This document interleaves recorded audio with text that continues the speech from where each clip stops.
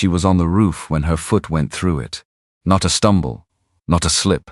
The wood just gave. 1 second solid, the next second nothing. Her leg dropping into the dark of the attic below while her hands found the edge of a beam and held. 50 feet away, a black car sat at the bottom of the drive. She hadn't heard it arrive. The man leaning against it wasn't looking at the view. He was looking at her. Still, patient, the way people look when they've already decided how something ends. She pulled herself up. Didn't rush, didn't call for help. Because there was no one to call. There was just the mountain, and the cabin she'd bought for 50 cents, and whatever that man had driven 2 hours of bad road to take from her. She climbed down. She wasn't done yet. The morning Claire Hartwell bought a house for 50 cents. She was wearing her dead grandmother's cardigan and had exactly $89 to her name. Not 8,900. 89. As in, the kind of number that makes your stomach clench when you look at a gas station price board. She hadn't planned on attending the Sutter County property auction. She'd driven past the courthouse on her way to drop off a job application at the community college adjunct chemistry. Part-time, no benefits, and seen the hand-lettered sign on the lawn. County tax auction today. 9 a.m. She'd sat in the parking lot for 6 minutes. Then she went in. The room smelled like old carpet and burnt coffee. Folding chairs arranged in uneven rows. Maybe 40 people, mostly men in work jackets or pressed collars, all holding numbered paddles and talking to each other in the comfortable shorthand of people who do this regularly. Who have money to burn. Who come to these things like it's a hobby. Claire took a paddle from the woman at the registration table and found a seat near the back. She told herself she was just watching, she was lying. The first few properties went fast. A ranch house with a tax lien went for $62,000 in under 3 minutes. A commercial lot in town went for $41,000. Claire watched the paddles rise and fall, easy as breathing, and she did the math in her head the way she always did math automatically, without warmth. None of it was for her. She knew that going in. Then the auctioneer cleared his throat and shuffled his papers. Item 14. Calloway Ridge property. Approximately 5 acres, forested, Sutter County parcel number 4221. Cabin structure on site, no active utilities, condition assessed as severe disrepair. Opening bid is $500. Silence. Not the polite pause of people considering. The heavy silence of people who'd already decided. $400 the auctioneer tried. Nothing. $200. One man near the front shook his head without looking up from his phone. $100. Anyone? A woman 2 rows ahead of Claire leaned over to whisper something to her husband. He laughed quietly. $50? The man in the expensive suit near the aisle, silver-haired, the kind of tan that comes from somewhere warm and deliberate. He was the only one who didn't look bored. He was looking at the auctioneer, then at the room, then briefly, at the back wall, as if calculating something. 50 cents. Claire heard her own voice before she understood she'd opened her mouth. The room didn't go quiet. It went the other kind of quiet. The one with laughter threaded through it. Someone near the front actually said, "Did she just," before stopping himself. The auctioneer looked at her over his reading glasses. He had the face of a man who'd heard everything and was prepared to hear it again. 50 cents, ma'am? The county wants it off the tax rolls. Her voice was steadier than she felt. You've got no other bidders. He looked at the county official standing to his left. A brief exchange, too low to hear. A pause that lasted about 4 seconds longer than she could comfortably breathe through. Sold, 50 cents. Please see the registration desk for paperwork. The room laughed. Openly this time. The pleasant, unbothered laugh of people who find things funny when they don't cost them anything. Claire stood up and smoothed her grandmother's cardigan and walked to the registration desk. She didn't look at any of them. What she didn't see, what she couldn't have known to look for, was the man in the expensive suit. The silver-haired one near the aisle. He wasn't laughing. He was watching her walk to that desk with an expression that wasn't amusement and wasn't contempt. It was something closer to concern. His name was Edward Grayson. She wouldn't know that until later. But he knew hers within the hour. The drive to Calloway Ridge took 2 hours and 10 minutes. The last 40 of those were on a road that started as a county route, became a gravel track, and finally narrowed to 2 tire-worn lines through high grass, with a strip of weeds down the middle that scraped the undercarriage of her Honda at every dip.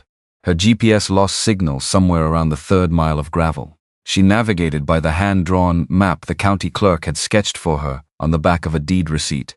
Turn left at the split pine. Bear right at the boulder with the orange lichen. She found both. The cabin appeared through a gap in the trees without warning. No dramatic reveal, no clearing. Just there it was, suddenly gray and weather-beaten, sitting in a shallow depression in the land like it had been dropped and never quite straightened out. Claire pulled up and turned off the engine and sat with her hands on the steering wheel. She gave herself 30 seconds to feel whatever she was going to feel. What she felt was, this is a disaster, and also the bones are probably fine. She'd grown up watching her father assess structures.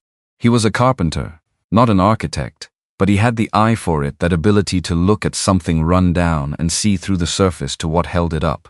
He'd taken her on job sites starting when she was old enough to carry a toolbox, taught her to knock on walls and listen, taught her that the sound a structure makes when you test it is more honest than how it looks. She got out of the car. The porch sagged on the left side, one post clearly rotted at the base. The steps were questionable. The roof had a visible dip on the north end that meant at least one compromised rafter. 3 of the windows were boarded with plywood that had grayed and split at the edges. She tested the first porch step with her weight. It held, though it complained about it.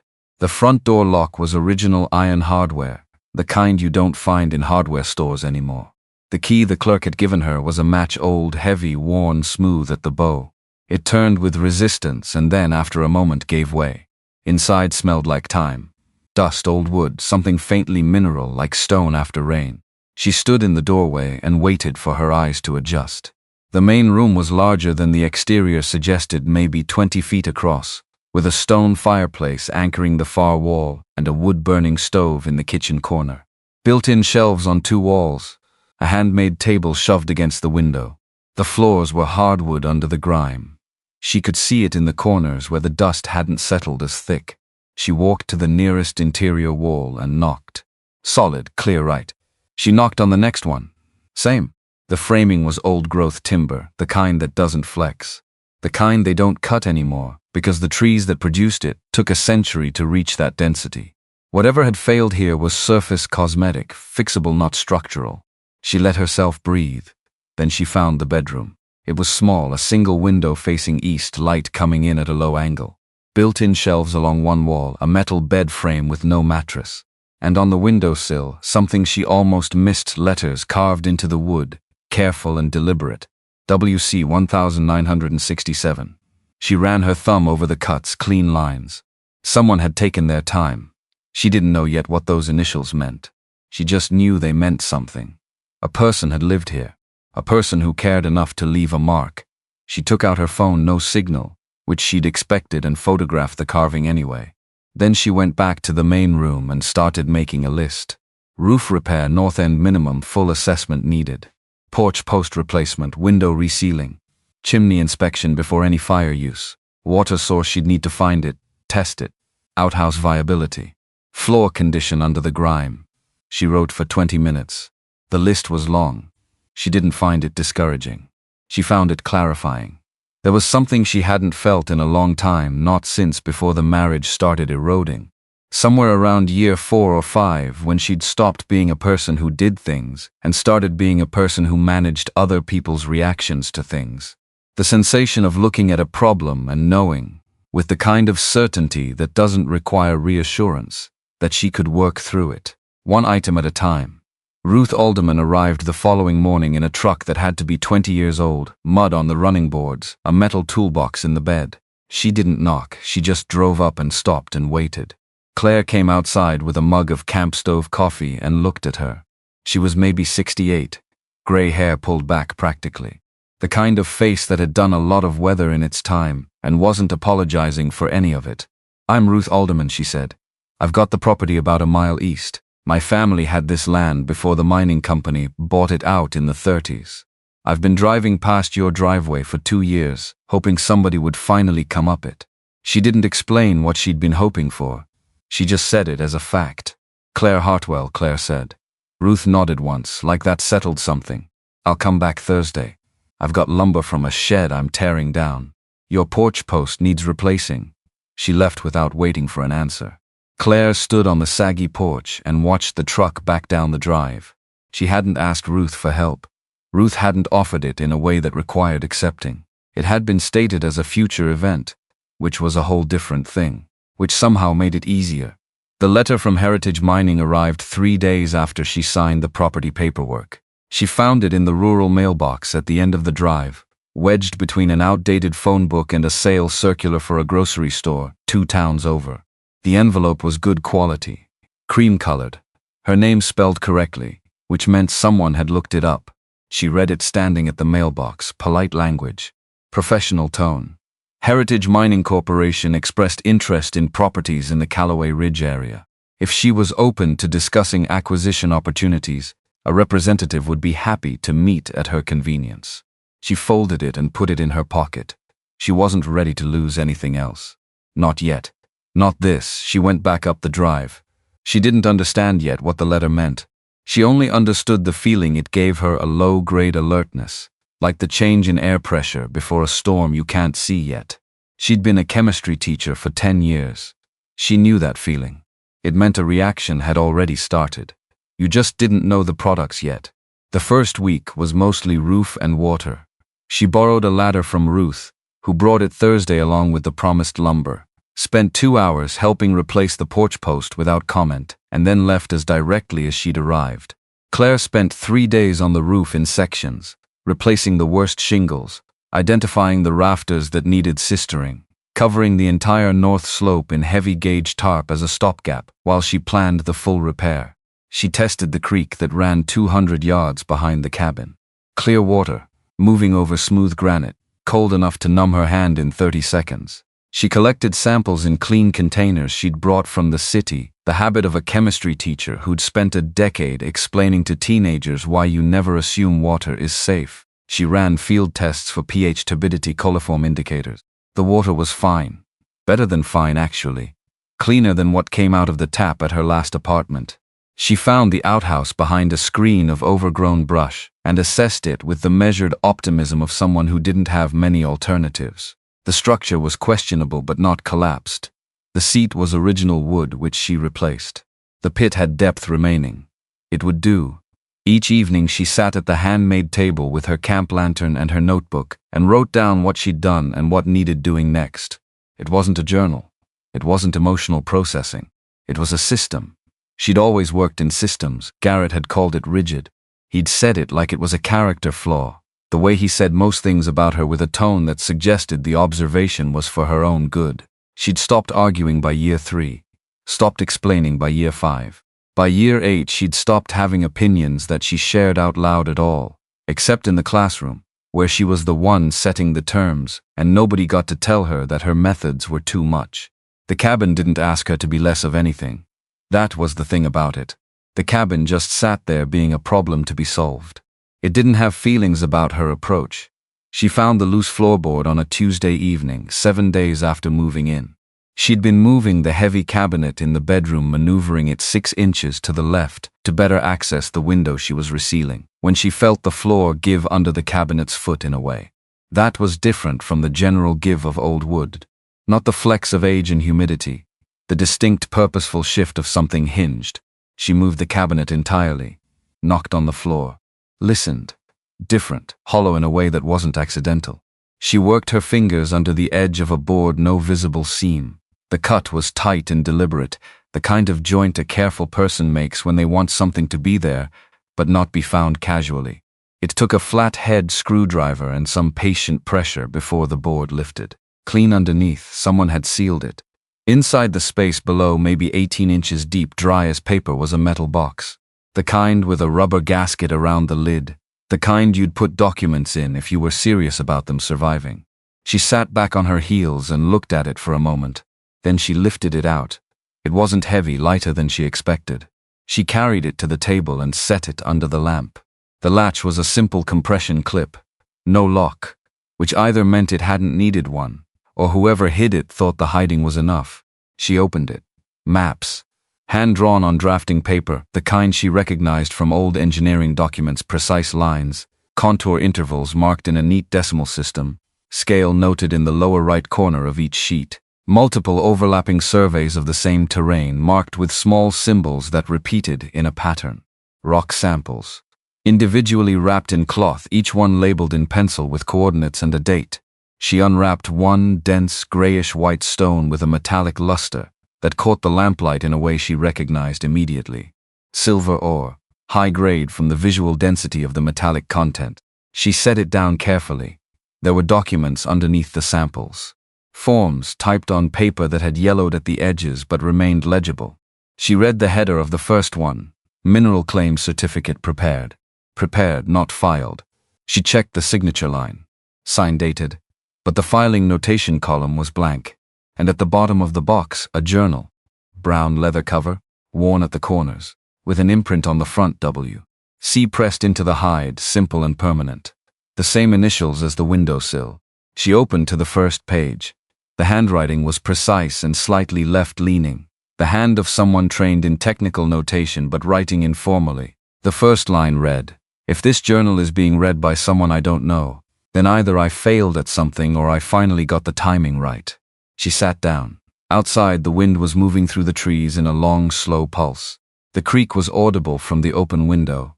The lamp threw a circle of yellow light across the table. She kept reading. William Calloway had come to Sutter County in 1965.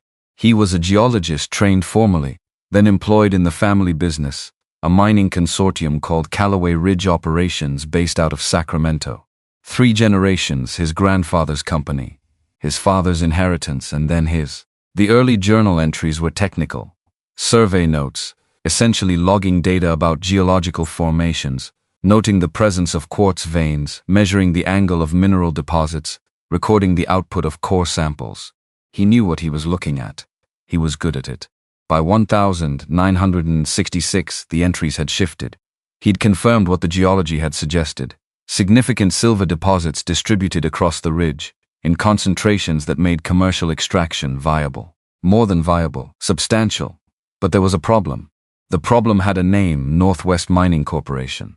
They'd been after the Calloway family for years, wanting to acquire the operation, absorb the assets, scale up extraction with the kind of industrial methods that produce tonnage at the cost of everything downstream. Calloway had watched them do it to other land, other watersheds. He wrote about it plainly, without sentimentality. They'll pull the silver out in 18 months and move on. The water table in this valley will take 30 years to recover. The families who farmed this drainage since before I was born, they'll be drinking contaminated groundwater for a generation, and Northwest will be in Nevada by the time anyone thinks to hold someone accountable. His family wanted to sell. The money was real. The offer was substantial. He said no. There were 3 entries about the argument with his brother, the one who ran the business side of the operation, who saw the offer from Northwest as a solution to debts that had been quietly accumulating for years. Calloway read those arguments carefully. He understood the math. He just didn't accept the conclusion.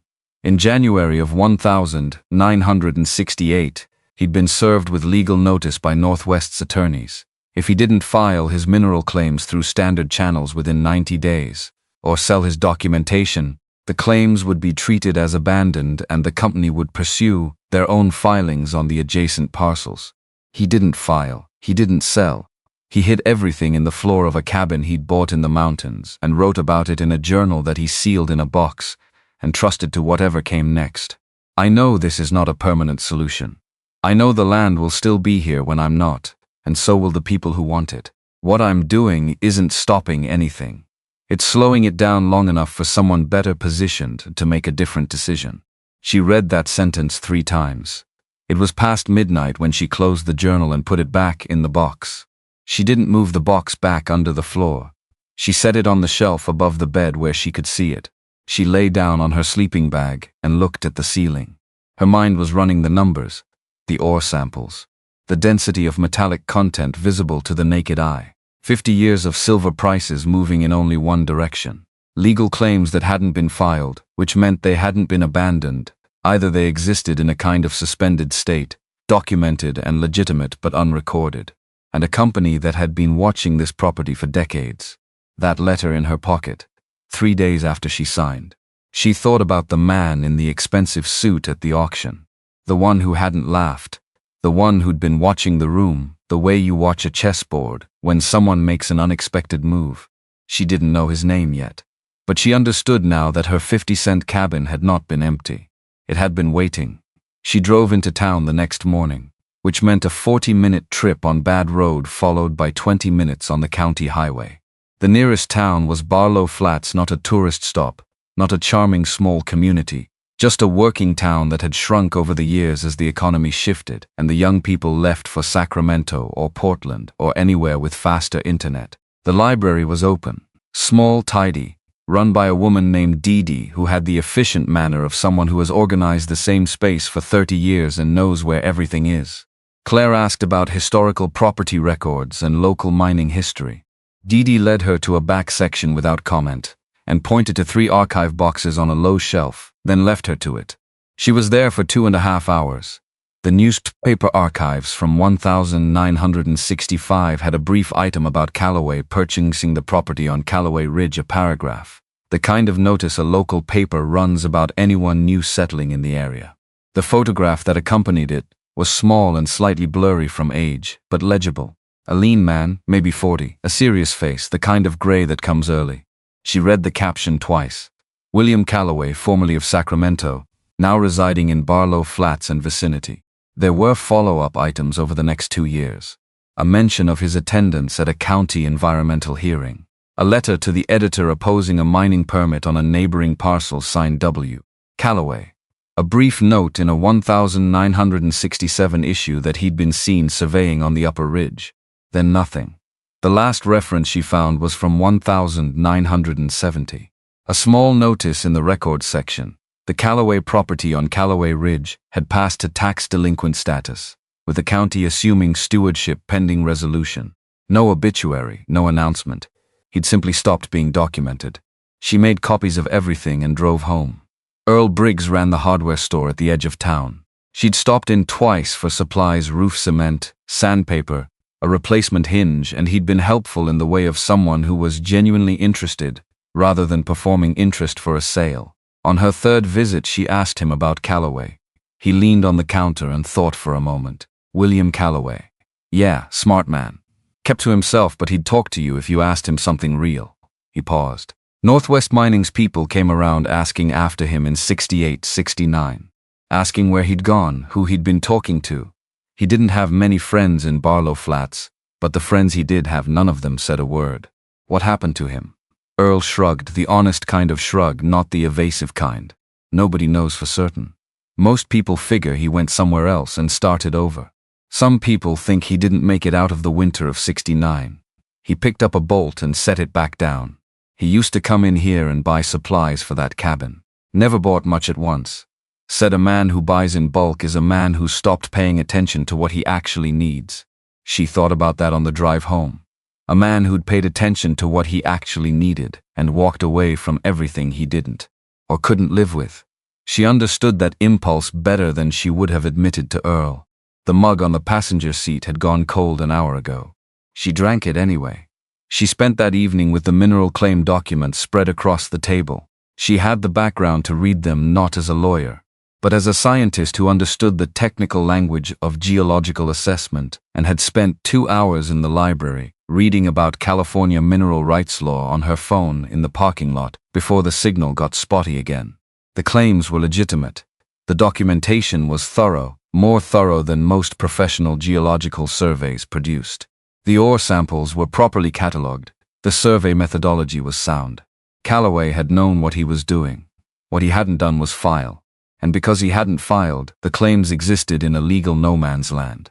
Not abandoned, there was specific language in state law about what constituted abandonment, and deliberate non-filing wasn't the same thing as abandonment. But not secured either. A thin window. She needed a lawyer.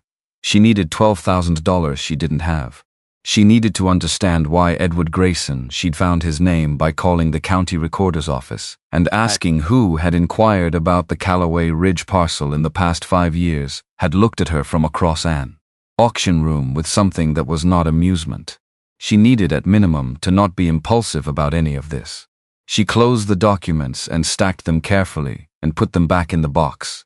Then she made herself go to sleep. She'd always been better at sleeping than Garrett had understood. He'd thought her ability to fall asleep quickly meant she didn't care about things. She'd stopped explaining that the opposite was true, that she could sleep because she trusted herself to start again in the morning. She trusted herself to start again in the morning.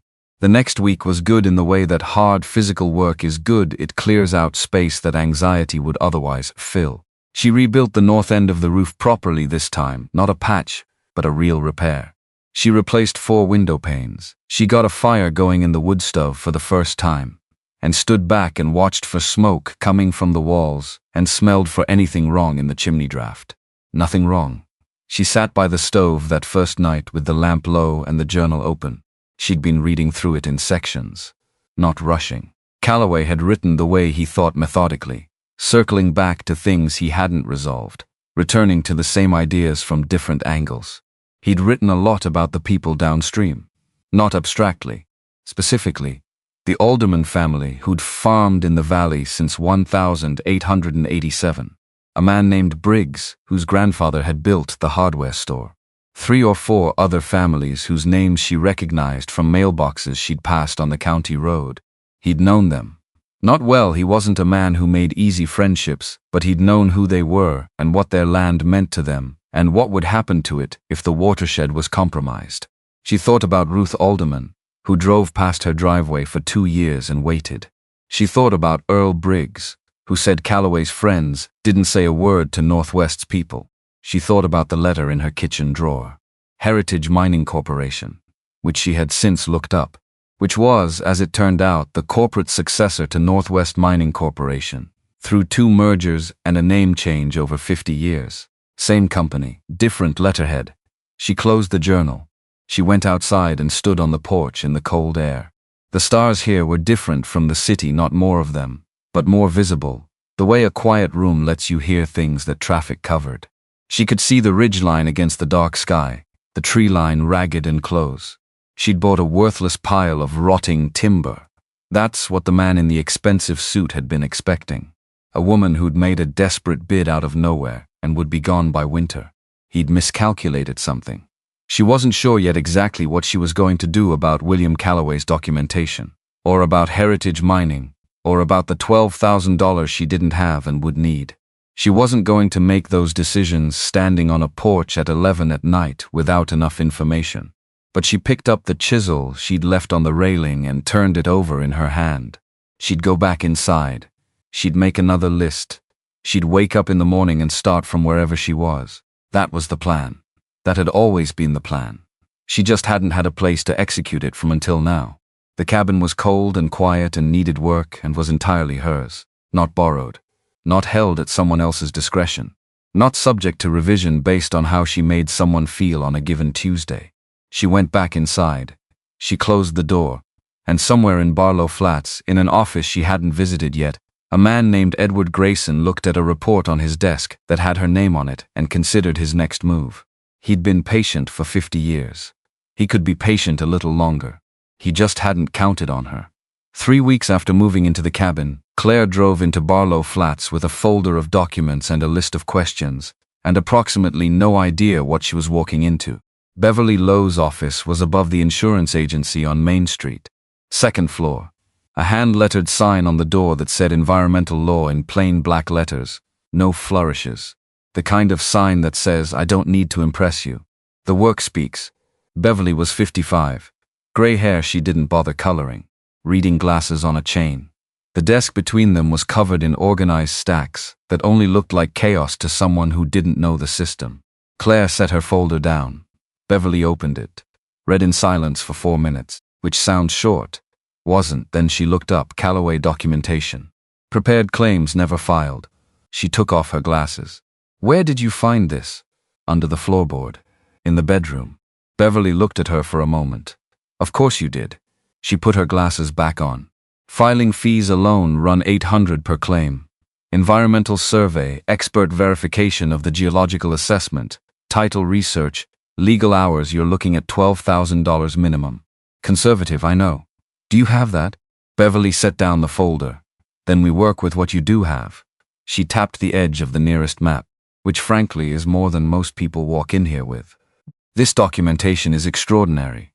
I haven't seen survey work this thorough outside of a university geology department. Calloway was trained. He knew what he was doing. He knew exactly what he was doing. Beverly picked up the mineral claims certificate and read the preparation date, 1968. He sat on this for 50 years. He didn't sit on it. He hid it. Beverly looked at her over the glasses again. A different kind of look, yes. She stood up. Come back Friday. I'll have done some preliminary research by then. Don't talk to anyone at Heritage Mining in the meantime. If they contact you again, you call me first. Claire drove home on the county highway with the folder on the passenger seat and the heating vent aimed at her cold hands. $12,000. She had 81 after the week's expenses. So not 12,000. She thought about this for 40 miles. Not panicking.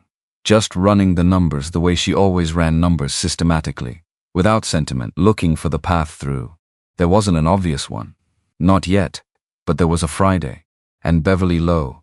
And the documents in that folder, which Calloway had kept intact for half a century on the theory that someday they'd be useful to someone. She was going to be that someone. She just needed $12,000 first. Ruth Alderman showed up the following Thursday, as she had every Thursday, with something useful in the truck bed. This time a chainsaw she'd borrowed from a neighbor, 2 boxes of canning jars she'd been meaning to pass along, and a name. Beverly Lowe, Ruth said, before Claire had finished saying good morning. You've already seen her. How do you know that? Because I suggested her to you 3 days ago via Earl, and you're the kind of person who follows through on things. Ruth climbed out of the truck without waiting for a response. She's good. Best environmental attorney in this county. She's also got history with this land, though she may not have told you that yet. Claire stopped. What kind of history? Ruth picked up the chainsaw. The kind she'll tell you herself when she's ready. Come help me with this downed oak before the light goes. Which meant the conversation was over. Which was a thing about Ruth that Claire had already learned to accept. The oak had come down in a spring storm and was blocking the path to the creek. They worked through the morning in a comfortable near silence, Ruth on the saw and Claire stacking, the work falling into a natural rhythm that didn't require conversation to fill it. Around 11, Ruth shut off the saw and looked up. Earl Briggs knew Calloway. Did he tell you? He mentioned him. More than mentioned. Calloway lent Earl's father money in 1971. Hardware store was going under, bank had called the note. Calloway walked in with cash. Ruth stacked a section of oak with the ease of someone who'd been doing this for 50 years. No interest. No repayment schedule. He said he didn't need it back, just pay it forward whenever it came around. Earl's father paid it forward 6 times before he died. Claire thought about Earl at the counter. The unhurried way he'd talked about Calloway. Not like nostalgia, like something still present. He'd help, Ruth said. It wasn't a question. I haven't asked anyone for help. I know you haven't. Ruth picked up the chainsaw again. That's why I'm telling you. The thing about asking for help, Claire had spent so many years not doing it that she'd almost forgotten the distinction between choosing not to ask and not being able to. Garrett had called her self-sufficient. He said it the way he said most things about her, like a characteristic that inconvenienced him. Like it was a personality flaw she ought to correct. She'd stopped asking him for things around year 4, partly because he made asking feel like imposition. Partly because even when she asked, the response came wrapped in commentary about how she was asking, whether she was asking correctly, whether she'd properly appreciated the answer. It was easier not to ask. She'd gotten very good at not asking, which meant she'd gotten very good at not needing, or at least at not visibly needing, which wasn't the same thing but looked like it from certain angles. She went to see Earl Briggs on a Wednesday afternoon when the store was quiet. He was restocking a bin of lag bolts when she came in. He looked up and waited. She told him about the documents, the claims, the $12,000, Beverly Lowe's assessment. He listened without interrupting. When she finished, he put down the box of bolts and folded his arms. What do you need from me? I don't know yet exactly. I'm still figuring out the legal path, but I wanted you to know what's happening, because you knew him, and because I think what he was trying to do was worth finishing. Earl was quiet for a moment. The store had that late afternoon stillness that old buildings get, the kind that feels like the building itself is listening. My father talked about Calloway his whole life, he said. Not often, not in big speeches, Just sometimes when a situation came up, something about money or principle, or what a man owes to the people around him, he'd say something about William Calloway. Quiet, like a reference point. He picked the box of bolts back up. I'll spread the word, not loudly, just to the right people. Claire nodded. Thank you, don't thank me yet, thank me when it's done. He set the bolts in the bin. Cord Norcross has been asking about you, by the way. Says he's interested in volunteering, helping with the property. He's good with maps and terrain. Do you know him well? Earl didn't answer immediately. He straightened the bolts in the bin with unnecessary precision. I know he moved here about 6 months ago, he said finally. From Sacramento, says he's doing some kind of consulting work, flexible hours. He paused. That's what I know. Not what he thought, what he knew, which was a deliberate distinction. From Earl, deliberate distinctions meant something. Claire filed that away. Cord Norcross appeared at the cabin 2 days later. He drove a newer truck than anyone else she'd met in Barlow Flats. Clean boots. Friendly in a way that was technically indistinguishable from genuine. He said he'd heard through Earl that she might need help with terrain mapping. He knew the ridge well, he said. He'd been hiking it since he arrived. 6 months, give or take. He smiled easily. Beautiful land up here. Most people don't know what they're looking at. He helped her clear brush that afternoon and was useful enough that she couldn't find anything specific to object to. He asked questions about the cabin's history. Thoughtful questions, the kind that sounded like curiosity. She answered them carefully, selectively. She didn't mention the documents. She didn't mention Calloway's name. She didn't say anything about mineral claims or heritage mining or Beverly Lowe. She talked about the roof repairs, the water testing, the fireplace. He nodded along. He was easy to talk to, which was its own kind of information. After he left, she stood at the window and watched his truck disappear down the drive. Something about him sat wrong. Not dramatically. Not in a way she could have articulated to Beverly or Earl. Just a note that didn't resolve. She thought about Earl not answering the question about whether he knew him well. She thought about Earl choosing his words very precisely. She moved the metal box to a new location. Locked the cabin when she left, which she hadn't been doing before. She also wrote down Cord Norcross's license plate number in her notebook. Not because she knew anything. Because she'd spent 11 years learning to pay attention to the feeling before the knowing. The feeling that said slow down. That said check the wall before you put weight on it. That said the sound is wrong here. Trust that. Garrett had called it paranoia. She was starting to think it might be intelligence. Beverly Lowe called on a Thursday morning, earlier than Claire expected. Can you come in today? Not Friday, she drove in. Beverly had the documents spread across her conference table. A different arrangement than before, not organized by type but by something else. Some sequence that Beverly had found. She was standing when Claire came in, which was different. Sit down. Claire sat. Beverly picked up one of the mineral claims certificates and held it so Claire could see the signature block. You see the attorney certification at the bottom of this form? Claire looked. A signature. A firm name. Dated February 1968. Northwest Mining's legal team filed this certification, Beverly said. Standard procedure. Opposing counsel had to acknowledge the claim documentation even if they were contesting it. She set the form down. The firm was called Aldwych and Lowe. She said it without inflection. The way you say something you've rehearsed enough times that the emotion has been worn smooth. Claire looked at her. My father was the senior partner, Beverly said. I was 22, home from law school for the winter. He needed help in the office during a busy period. I typed correspondence.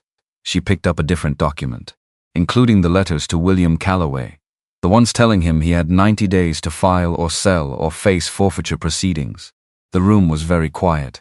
I typed 3 of those letters, Beverly said. I remember the name because it was unusual and because my father talked about the case at dinner. He said the man was being unreasonable.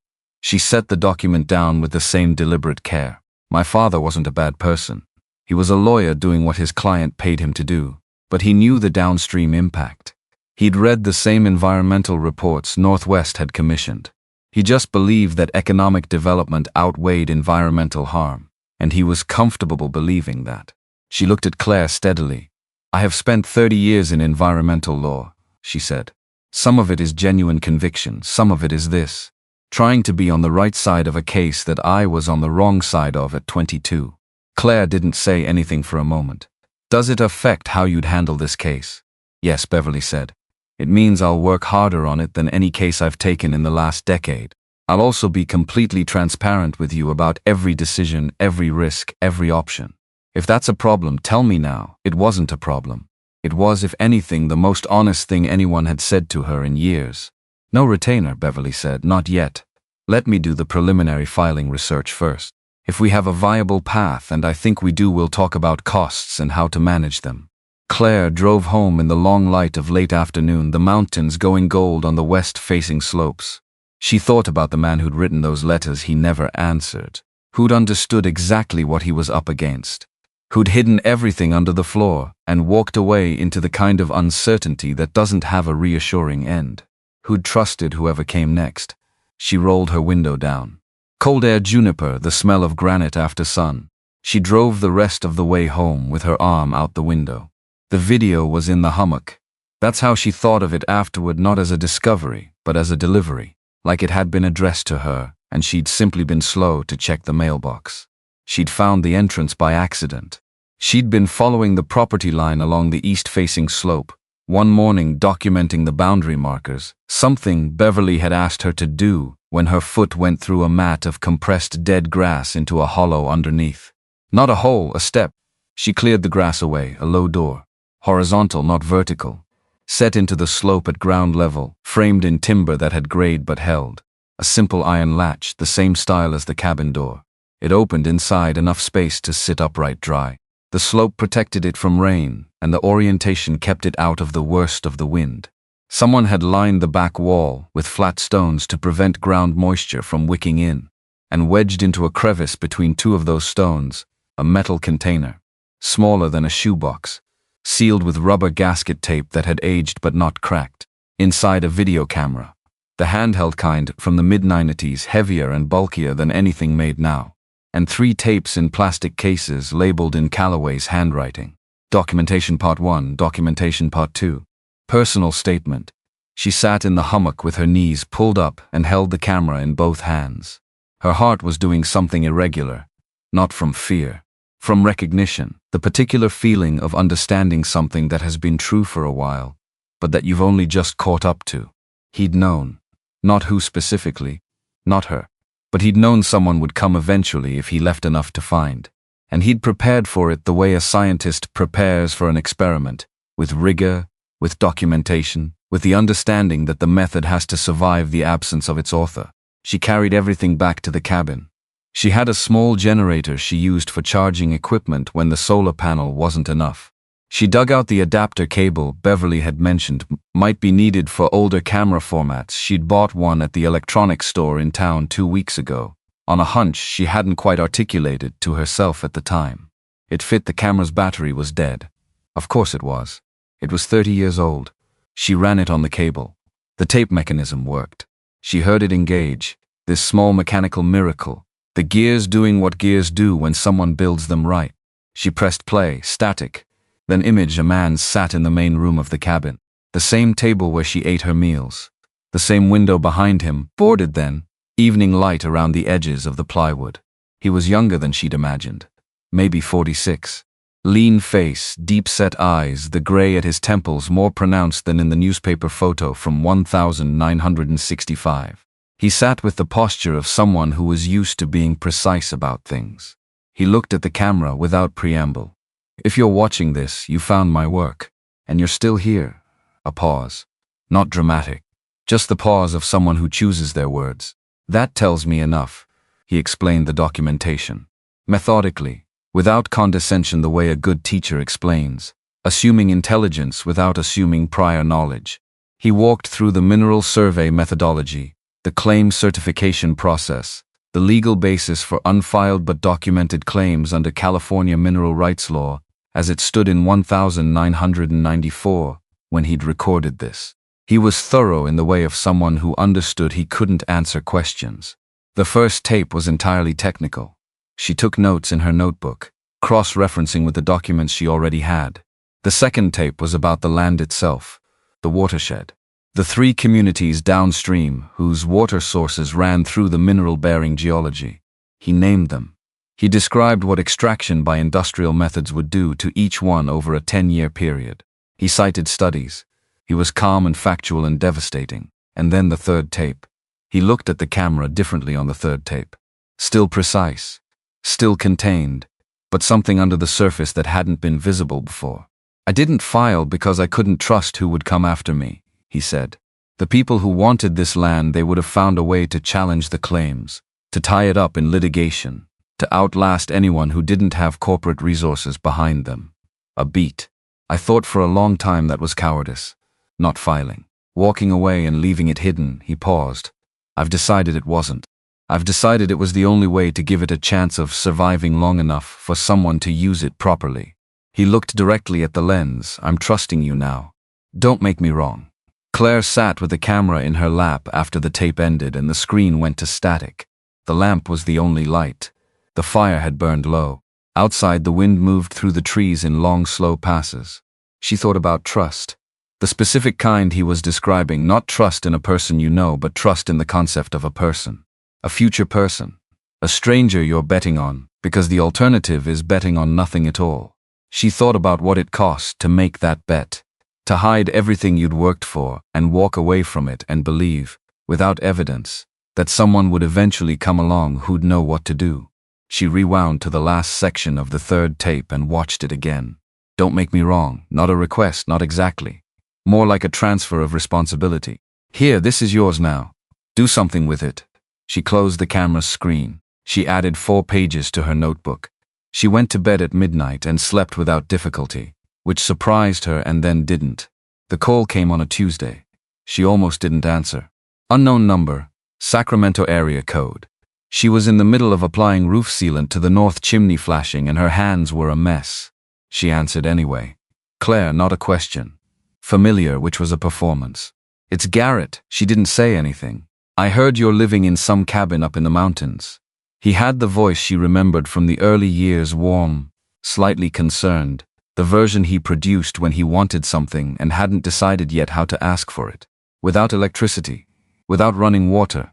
I have both now. Claire, who called you, Garrett? A pause, 2 seconds. 3. What do you mean? I mean, who called you first? You, or the people asking about this property? Another pause. Longer this time. I don't know what you're... That's okay, she said. You don't have to know what I mean right now. She hung up. She stood on the roof for a moment with the sealant brush in her hand and the Sacramento Valley spread out in the haze to the south. 3 seconds. That's how long it had taken him to answer a yes or no question. 3 seconds was a long time. She climbed down and called Beverly. Beverly picked up on the 2nd ring. My ex-husband just called, Claire said. He doesn't call. Not usually. He called today.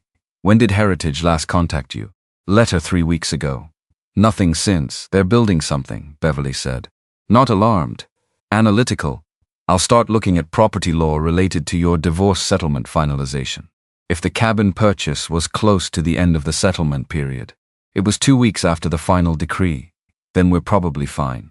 But I want to be certain. A pause. Don't take any calls from attorneys you don't know. And don't sign anything, I won't. I'll call you by Thursday. Beverly called Wednesday. Garrett had filed a motion contesting the cabin property. His claim the purchase had occurred within the ambiguous window of the divorce settlement's finalization, making it potentially a marital asset subject to division. Beverly's voice was even when she delivered this. Professional even. But there was something underneath it, a controlled anger that Claire recognized because she felt it too. His attorney, Beverly said, is a firm out of Sacramento that specializes in commercial litigation. Not family law. Commercial. A commercial litigation firm filing a family law motion. Heritage is funding it, Claire said. That's my strong read. Yes. She sat down at the table. The cabin was quiet around her, the morning light coming through the window she'd resealed last week, clean and direct. This was the most elegant version of the pressure campaign she understood. Not a legal threat against her mineral claims, which would have been expensive and public, and required Heritage to expose their interest. This was a personal attack, a private one. Use Garrett to put the cabin itself in legal dispute, create uncertainty about her ownership, Make her position precarious enough that a settlement offer became attractive. $3 million, financial independence. Walk away. She could see the shape of it. She thought about calling someone. Ruth, Beverly back, Earl, she didn't. She opened Calloway's journal instead. She read for an hour, not searching for anything in particular, just letting him talk. He wrote about staying. He wrote about it a lot, actually not dramatically, but persistently, the way you write about something that keeps coming up. The choice to stay in the valley rather than return to Sacramento. The choice to stay on the land rather than sell and move on. The choice to stay with what he believed rather than make peace with what the money required. The hardest thing isn't walking away, he'd written in February 1967. Anyone can walk away. The hardest thing is staying when staying costs more than you thought it would when you started. She read it twice. Then she got up and put on her jacket and went outside to finish the chimney flashing. She needed Beverly. She needed research. She needed Thursday. She needed to know what Garrett's motion actually said before she could respond to it intelligently. What she didn't need was to decide anything before she had to. What she had was today, and the chimney, and the clear cold air, and the view from the roof that she'd nearly fallen off of 3 weeks ago and had been climbing every week since. She went up. The valley below was sharp in the morning air. She could see Ruth's property in the middle distance, the county road, empty, cutting through yellow grass. The gas station at the Barlow Flats Junction 10 miles out. She finished the flashing. She climbed down. She was washing her hands at the outdoor spigot when she heard a car on the gravel drive. Not Ruth's truck, smother engine, more expensive. She didn't turn around immediately. She finished washing her hands. Then she dried them on her jacket and turned. The car was black. The kind of black that cost money to maintain on a dirt road. Edward Grayson stepped out in a suit that had not been bought in any county Claire had ever lived in. He walked toward her without hurry, looking at the cabin at the new porch post, the sealed windows, the repaired roofline, with an expression that was making internal adjustments.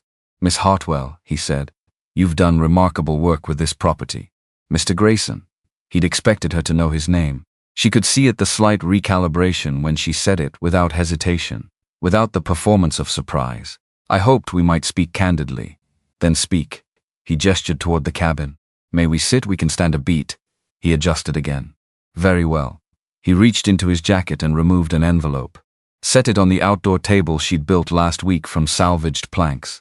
"Heritage Mining is prepared to offer you $3 million for full rights to any geological documentation associated with this property, along with clear title transfer for our adjacent parcels."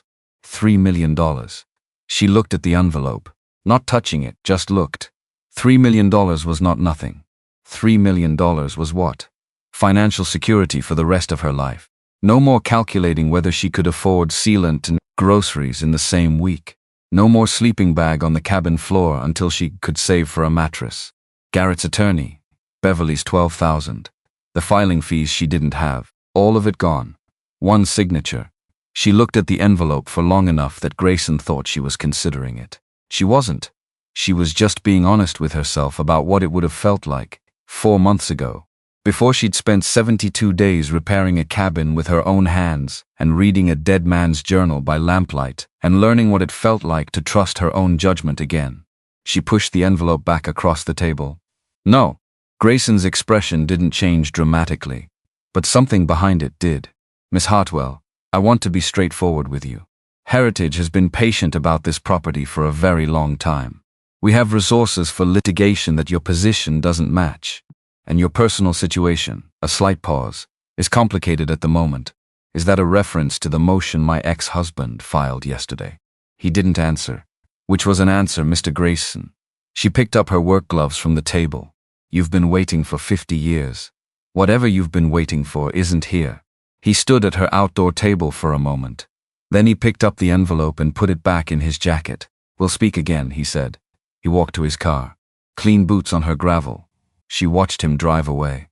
Then she went inside and made coffee and sat at Calloway's table and thought about what she had and what she needed and what came next. She had Beverly. She had Earl. She had Ruth. She had 3 videotapes of a man who'd trusted her with something he'd protected for 30 years. She had a cabin she'd repaired with her own hands that smelled like wood smoke and old pine and the particular mineral smell of honest work. She needed $12,000.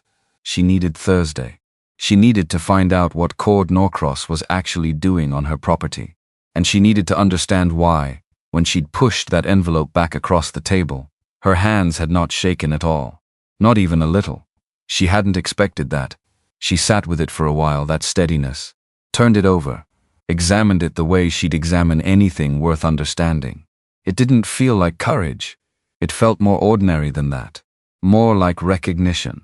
Like knowing the answer to a problem not because you worked through it just now, but because you've been working through it your whole life and today was just the day it came up. She drank her coffee.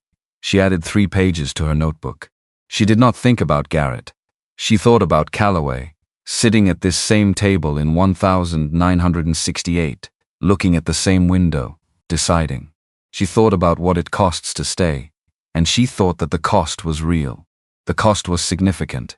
The cost was not something she was pretending was small, but the alternative, taking the money, driving south, starting whatever came after in some apartment in Sacramento with $3 million in an account, and the knowledge that she'd handed Heritage exactly what Calloway had spent his life protecting. That cost was different. That cost she'd be paying for the rest of her life. She knew how that worked. She'd paid that kind of cost before. Not anymore.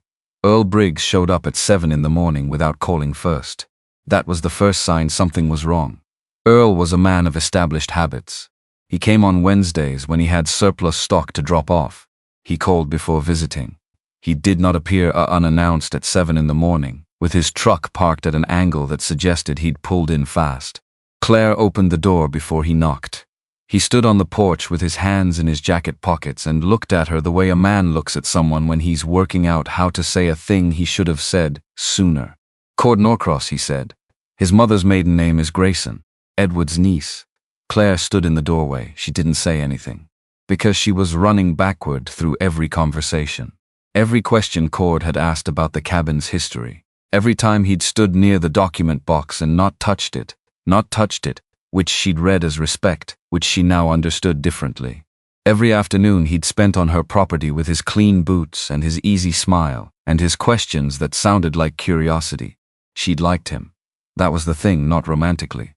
Just liked, found easy, found useful, which was exactly the point. How long have you known, she said. I suspected when he arrived in town. 6 months ago. Nobody moves to Barlow Flats without a reason, and his reason never quite added up. Earl looked past her into the cabin. I was certain last week. His truck was parked behind the Heritage field office in Reading. I was passing through. Unmistakable truck. Why didn't you? Because I wasn't certain. And because telling you wrong would have been worse than telling you late. He met her eyes. I'm telling you now. She stepped back. Come in. She made coffee. Earl sat at the table without being invited, which meant the situation was serious enough to skip the social choreography. She set a mug in front of him and stood across the table and thought. Every document was still there. She knew that. She'd checked the box 2 days ago when she'd moved it again to a new location. But Cord had been here 6 times over the past 3 weeks. He'd sat at this table. He'd looked at the shelves. She went to the shelf above the bed. The metal box was where she'd put it. But in the drawer of the side table, the one she used for miscellaneous papers and receipts and notes to herself, there was a folded piece of paper she didn't recognize. She unfolded it. Someone's handwriting, not hers, a list. Partial. Locations on the property with rough compass bearings. The hummock noted as possible storage. The bedroom shelf noted as document box confirmed, contents unknown. Confirmed he'd seen the box, known it existed. Hadn't been able to open it or access it without her present, which meant he'd been close, but not close enough. She refolded the paper and put it in her jacket pocket. He knows the box exists, she told Earl. He doesn't know what's in it. Earl drank his coffee. That distinction matters. Yes, she said, it does. She called Beverly from the watch before the morning was an hour old. Beverly listened to the full account without interrupting. When Claire finished, there was a 3-second pause. Don't confront him, Beverly said. Don't tell him you know. Don't change your behavior around him in any way that signals this conversation happened. I understand. I'm going to file a restraining order on the property. Not because it'll stop anything immediately, but because it creates a paper record of surveillance and harassment, which becomes relevant in court. How soon can you file? End of week. Claire Beverly paused. This actually helps us. A corporate plant posing as a community volunteer, gathering intelligence on private property. That's not a good look for Heritage in front of a judge. So he's useful to us now. He's useful as long as we know what he is and he doesn't know we know. Claire looked at the tree line.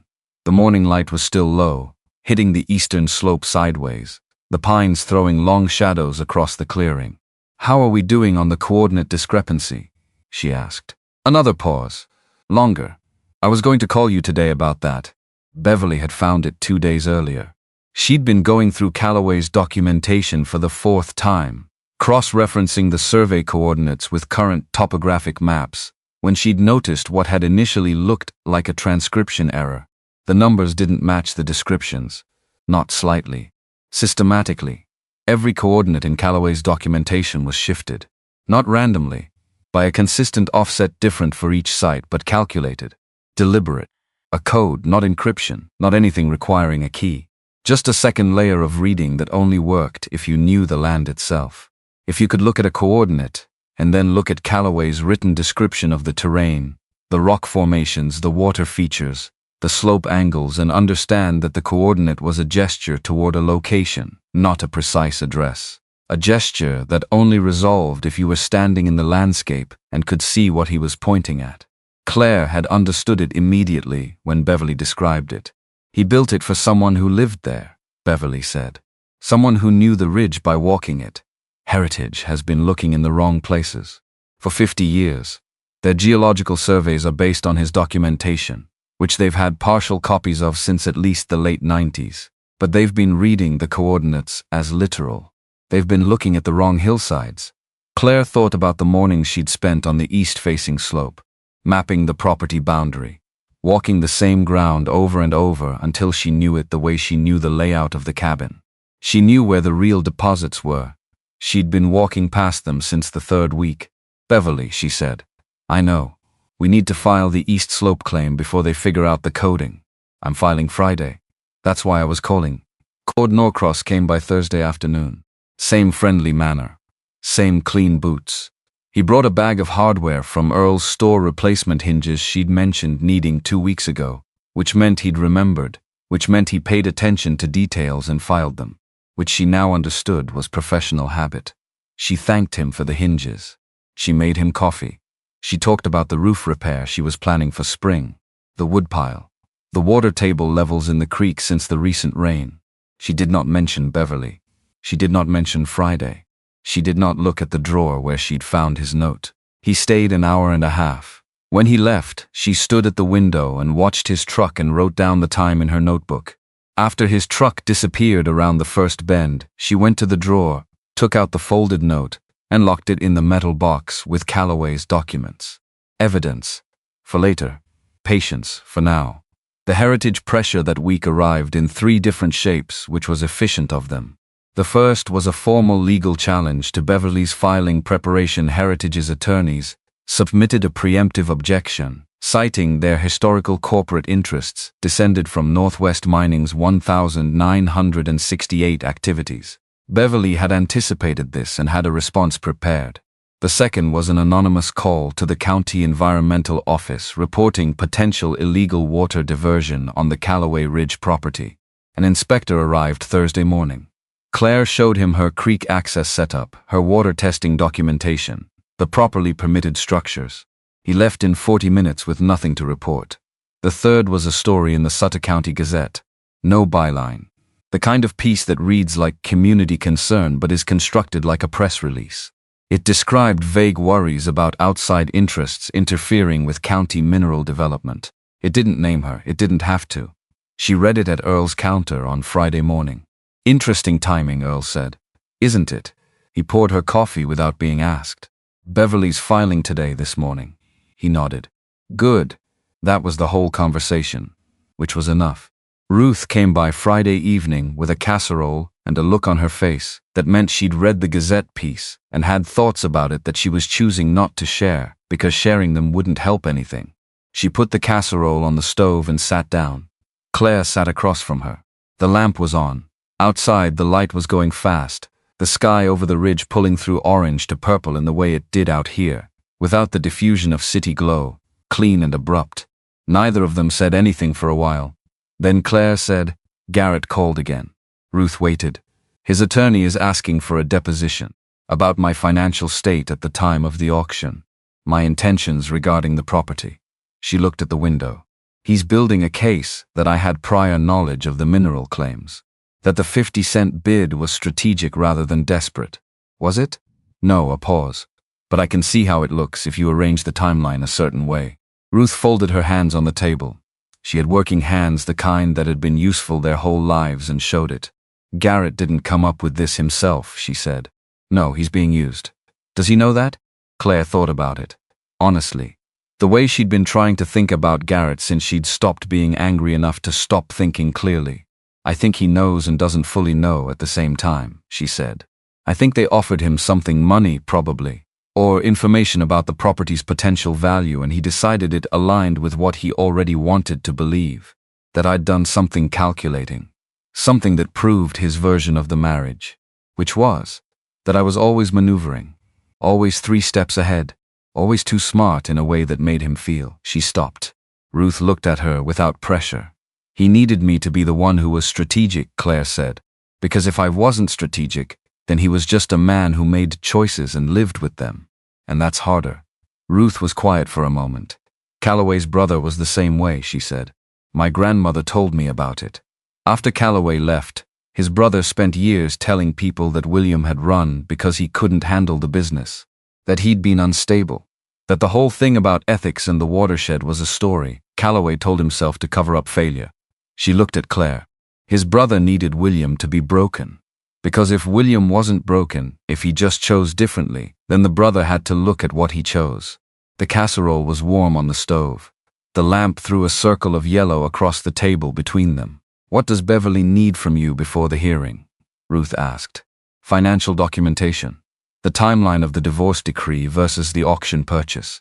Character witnesses if it gets to that." She paused. "She thinks we're in a strong position. The purchase date is clean. Garrett's argument is thin. Then let Beverly handle Garrett." Ruth stood up and went to the stove. "Eat something. You look like you've been living on coffee and stubbornness." Claire almost laughed. "Almost. I've been living on coffee and stubbornness for 11 years, she said. "I know," Ruth said. "It's impressive. Eat anyway." The hearing on Garrett's motion was scheduled for a Tuesday. The same week Beverly had filed the East Slope claim. The same week the Heritage preemptive objection was due to be answered. A busy week. Beverly met with Claire the Monday before and went through it methodically. The motion was weak, she said it clearly, without false comfort but also without drama. The purchase date was unambiguously after the final decree. Garrett's attorney had filed on a theory that required stretching the definition of pending finalization past any reasonable reading of state family law. "Then why file?" Claire asked. "To occupy your time. To cost you money. To create the impression of legal vulnerability around your ownership, which makes Heritage's position easier to present to investors, to regulatory bodies, to anyone they need to convince that this property is in dispute." Beverly organized the papers in front of her. "We answer it cleanly. We show the court the timeline. We don't editorialize. We don't attack Garrett. We just make the facts legible." "Understood. One more thing." Beverly looked at her steadily. "Whatever you're feeling about Garrett, about the fact that he agreed to this, that doesn't come into the courtroom. I know, I'm not asking if you know. I'm asking if you can do it." Claire thought about Garrett on the phone. The practiced warmth. The 3-second pause. "Yes," she said, "I can do it." She could. She'd had 11 years of practice not showing what she felt in the presence of that particular man. For once, that skill was going to be useful. The night before the hearing, she didn't sleep well. Not from fear. From something more like the productive alertness that comes before a hard test, the feeling of knowing the material and still running through it anyway. She sat at the table with Calloway's journal at 1 in the morning and read without purpose. Just let him talk. He'd written about doubt. Not extensively, he wasn't that kind of writer, but it surfaced in the margins, in asides, in sentences that started practically and ended somewhere else. "I know the argument for filing. I know the argument for selling. I've run both scenarios more times than I can count. The numbers favor both over what I'm actually doing. That should probably concern me more than it does. She read that 3 times. The number of times she'd run her own scenarios. Beverly's voice, $12,000 minimum. Garrett's attorney. Cord Norcross's note in her drawer. Heritage's envelope on the outdoor table. The numbers favored taking the money. And she was still here. Which suggested the numbers weren't the whole story. Which she already knew. Which didn't make the numbers irrelevant, but made them one input among several. She closed the journal. She made tea, stood at the window with the mug. The ridge was visible against the sky, no moon, but enough starlight to see the tree line. She thought about what Beverly had said when Claire had first walked into her office with the folder. We work with what you do have. She had documentation that had survived 50 years in a metal box under a floorboard. She had video testimony from the man who'd made it. She had a community of people who remembered William Calloway, with a specific kind of loyalty that you don't manufacture with money. She had a cabin she'd rebuilt with her own hands. She had it turned out more than she'd started with. She drank her tea, she went back to bed. The hearing was at 10. She arrived at 9:40 in clean clothes, and the composure that comes not from not feeling things, but from having felt them thoroughly in private. The courtroom was a county courthouse room, functional, unremarkable. Fluorescent lights. Wood paneling from the 70s. The flag in the corner, listing slightly to the right. Garrett's attorney was a woman in a gray suit, who had the manner of someone used to larger venues, and was mildly condescending about this one. She presented the argument about pending finalization with the smooth efficiency of a prepared case. Beverly presented the timeline, simple, chronological. Final decree dated, auction dated, 14 days between them. California family law definition of finalization unambiguous. Judge Carol Whitmer read the relevant statute. Then she looked at Garrett's attorney. Counsel, your reading of pending finalization would require me to hold that a legal action taken 14 days after a signed final decree constitutes a marital asset. Is that your position? Your Honor, the spirit of the... I'm asking about the letter. Is that your position? A pause. We argue that the circumstances of the purchase. Motion denied. Judge Whitmer set down her papers. Calloway Ridge property stands as a sole asset of Ms. Claire Hartwell. Any further motions on this question in this court will need to bring substantially new legal theory. She looked at Garrett's attorney over her glasses. I'd spend some time on that before you come back. It was over in 40 minutes. Claire walked out of the courthouse into the October light. Beverly walked beside her. Neither of them said anything for half a block. Then Beverly said, "Good, yes," Claire said. "Now we focus on the claim hearing." "Yes." Beverly peeled off toward her car. Claire stood on the sidewalk. Garrett was coming out of the courthouse with his attorney, 20 feet away. He saw her. She saw him. He looked the way she'd seen him look before, when a business deal hadn't gone the direction he'd planned. Not devastated, processing, adjusting, he gave her a small nod. Professional. Like they'd been across the table from each other in a negotiation. She nodded back. Then she walked to her car. She didn't feel triumphant. She'd expected to feel something sharper, relief maybe, or the satisfaction of a clean result. What she felt instead was more like the absence of weight, the specific lightness of a thing that was finished. He'd filed the motion. The court had dismissed it. The cabin was hers. All of that had happened. All of it was true.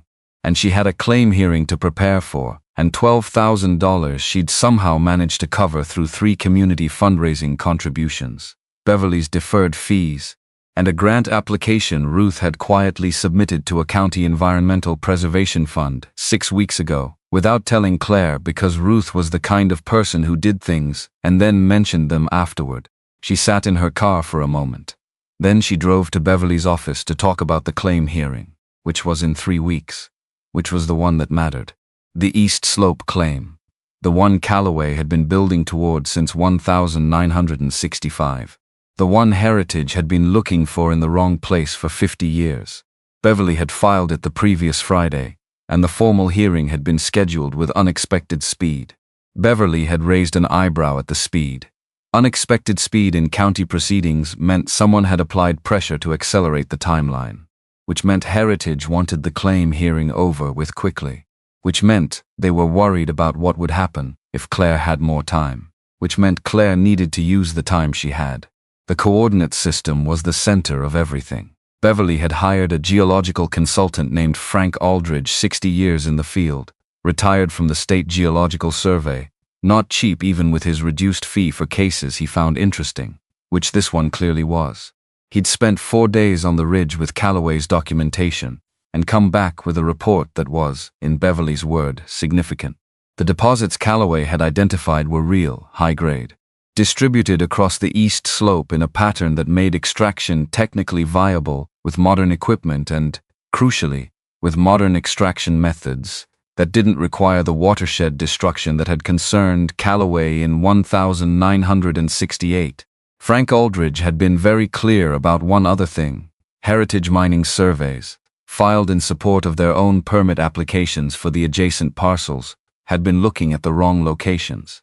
Consistently, for decades, their surveys didn't overlap with the real deposit locations at all.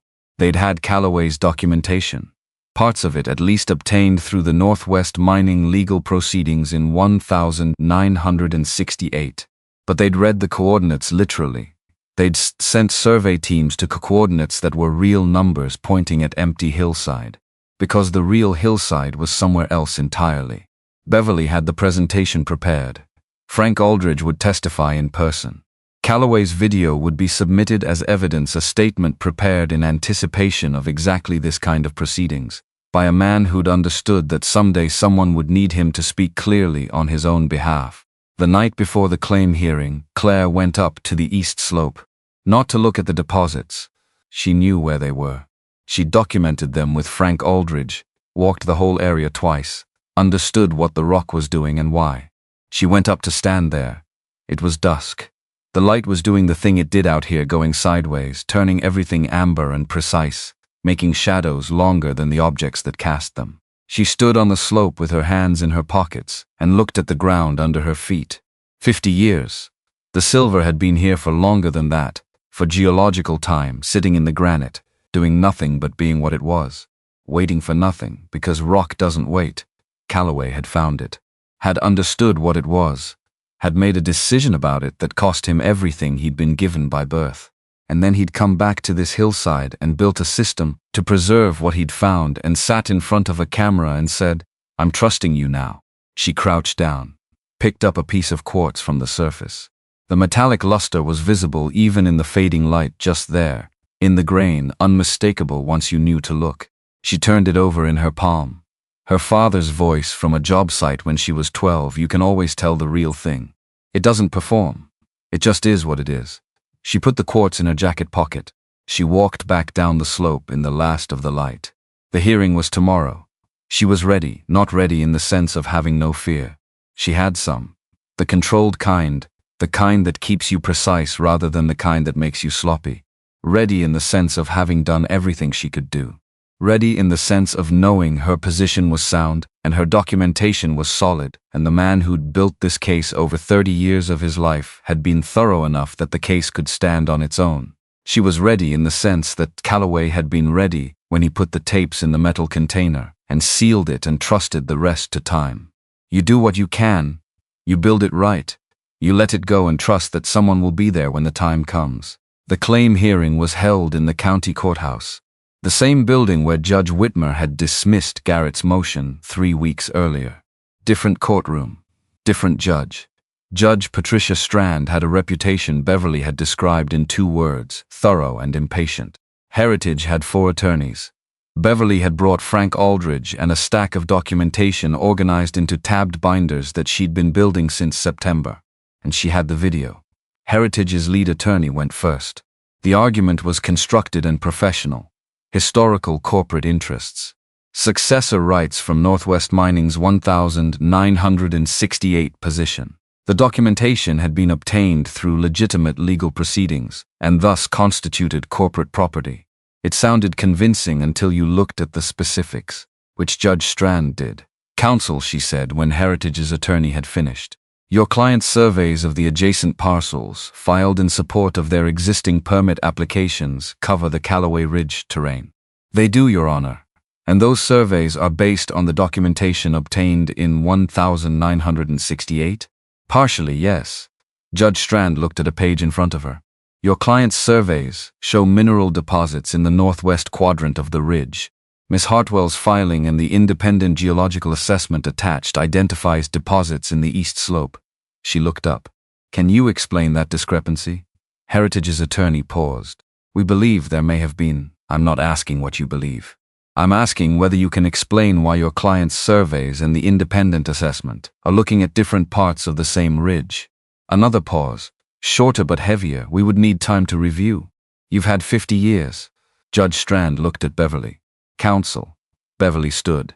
Your Honor, I'd like to submit video testimony from William Calloway, dated 1994, in which he addresses this question directly.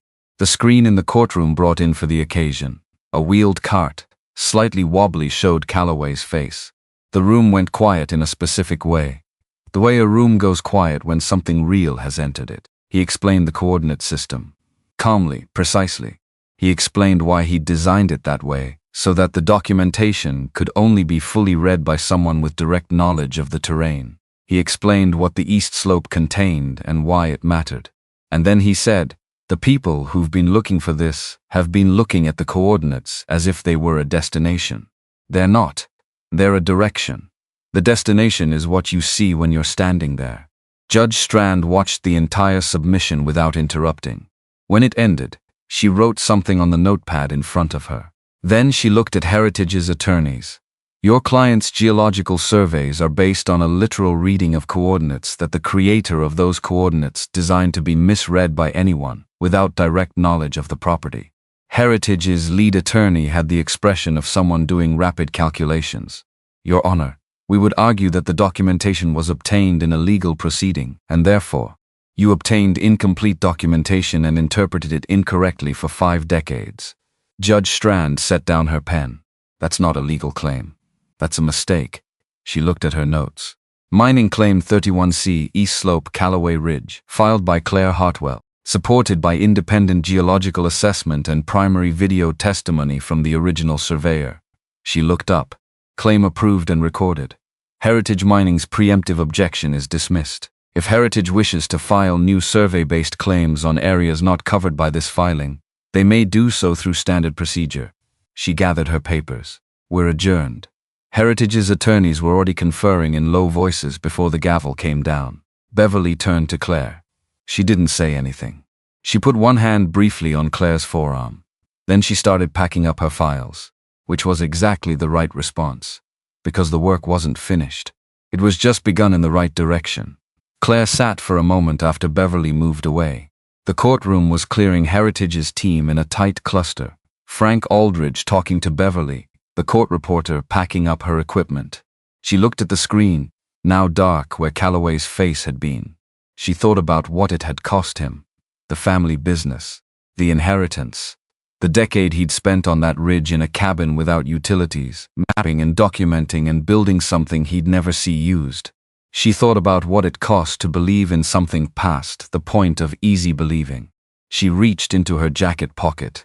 The piece of quartz from the east slope was still there. She wrapped her fingers around it. Small, heavy. Cold at first and then warming. Real. She stood up. She had a community to report back to. Beverly to thank properly. Earl, who'd spread the word to the right people without fanfare. Ruth, who'd submitted the grant application without mentioning it, and deserved a conversation that would probably end with both of them pretending they weren't moved. She had a cabin to go home to. She walked out of the courthouse into the November air. The sky was high and clear, the kind of blue you only get after the first cold front of the fall. She stood on the courthouse steps for a moment, not triumphant, not relieved, just present. Here, standing on stone steps in a county she'd driven to on a whim 4 months ago with $89 in her coat and a grandmother's cardigan and no idea what she was walking into. She was walking into this, it turned out, this exact day. She went to find Beverly. There was still work to do. The morning after the hearing, Claire fixed the gate latch. Not because it was urgent. The gate had been sticking since October, and she'd been meaning to get to it and kept not getting to it because other things were more pressing. But that morning she woke up at 6 with no particular anxiety and looked at her list, and the gate latch was on it, so she fixed it. 40 minutes. A new pin, some adjustment to the hinge plate, a few passes with the file to clear the rust from the strike. She swung the gate open and closed 3 times, smooth. She went inside and made coffee, and crossed it off the list. That was the morning after the hearing. No phone calls. No celebrating. No standing in a field with her arms out like someone in a movie about personal transformation. Just the gate latch, and then coffee, and then the north wall insulation she'd been working on all week. The relief was real, but it was quiet. The way real relief usually is not a wave but a gradual lightening, like the sky an hour before sunrise when you can't point to the moment it started getting brighter. She'd been carrying the weight of the claim filing, the Garrett motion, the heritage pressure, the Cord Norcross situation, all of it, for months. It didn't disappear overnight. It just stopped pressing. She worked on the insulation until noon. Then she ate lunch and thought about Calloway. Not his documentation, not the legal victory, just him. The man in the video, sitting at her table, looking at a camera he knew she might not watch for 30 years. The careful way he'd explained everything. The way he hadn't been able to resist one moment of personal statement at the end. I'm trusting you now. Don't make me wrong. She'd done what she could. Whether it was enough, whether she'd honored what he'd built, that wasn't a question she could answer in a day. That was a question she'd be answering for years, which was fine. She had years. Beverly drove up on a Thursday. Not a phone call first. Her car in the drive at 2 in the afternoon, which was different from her usual pattern, and which meant the thing she was bringing required a face. Claire was on the roof not repairing, just checking the flashings after a week of rain when she heard the car. She climbed down. Beverly was standing at the outdoor table with a document packet and an expression that was carefully neutral in a way that meant it was containing something. I need you to sit down, Beverly said. I'm fine standing. Beverly looked at her for a moment. Then she put the packet on the table. The Sacramento firm called yesterday, she said. The one that administered Calloway's trust. Claire looked at the packet. He established it in March 1968, Beverly said. Before he forfeited his inheritance rights. The trustee has been waiting for the triggering condition since then. She paused. 50 years, Claire. What was the condition? Successful filing and court approval of a mineral extraction claim on Calloway Ridge, using his original documentation as the legal and geological foundation, paired with an environmental protection framework, consistent with his 1968 methodology. Beverly's voice was even. Professional. Except for the thing underneath it that wasn't quite either. You met every element. The court approval triggered it automatically. Claire looked at the packet without touching it.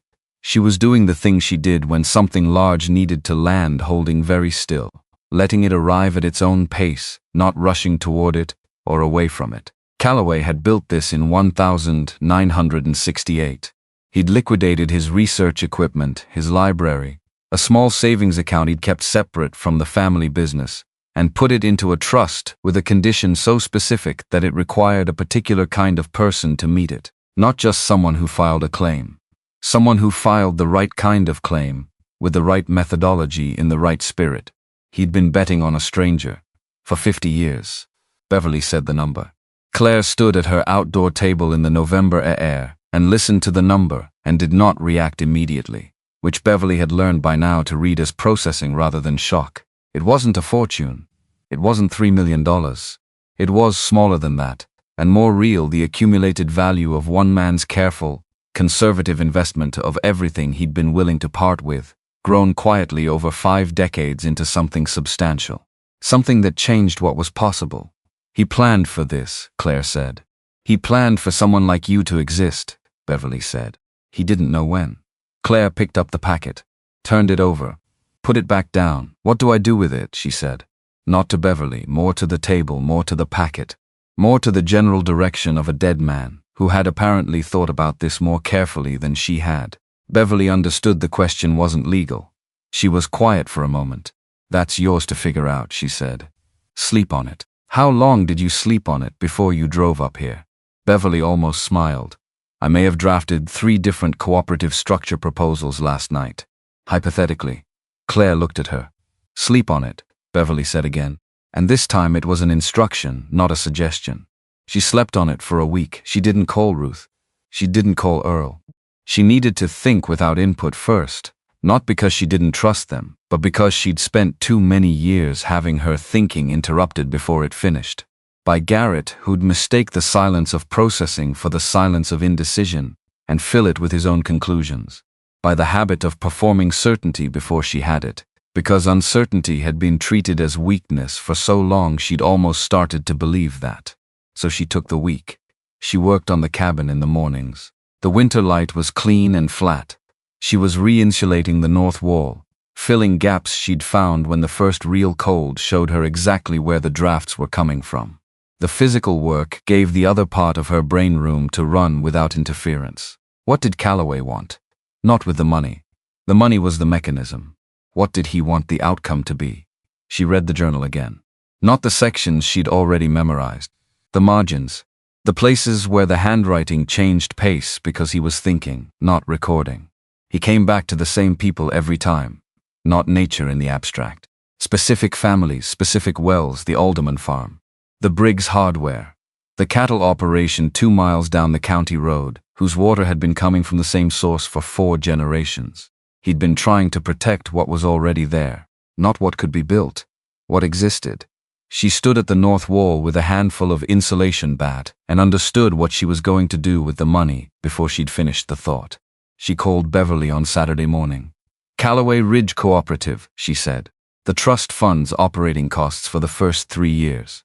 Extraction revenue goes into a community fund. Priority distributions to the families in the drainage. The alderman's first. Beverly was quiet for exactly 1 second.